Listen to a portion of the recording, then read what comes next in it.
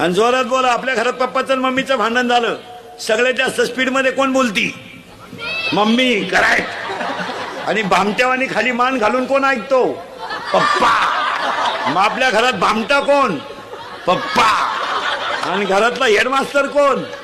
Mummy. Correct. पुढचा प्रश्न पोरानं जोरात बोला. आपल्या घरात सगळ्यात जास्त पप्पा कोणला घाबरत्या? मम्मीला. करेक्ट. 4 गुरुवारचा प्रसाद या.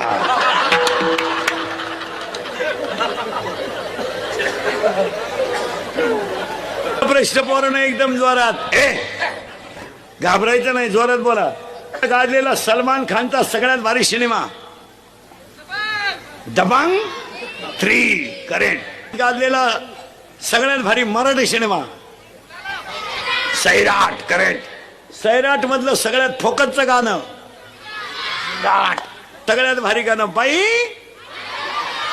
सुनू तुझं माझ्यावर, मला आमदार झाल्यासारखा.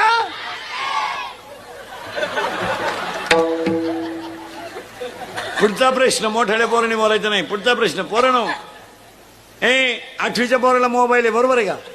त्याला गरज आहे का मोबाईलची? त्याचा बाप नालायक आहे का पोरगा? बाप.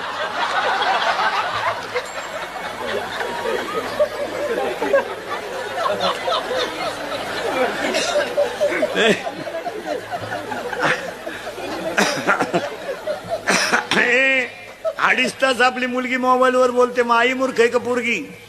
आई. करेक्ट. मग आपल्या घरात 2च माणसं हलकटे, जोरात सांगा. आई आणि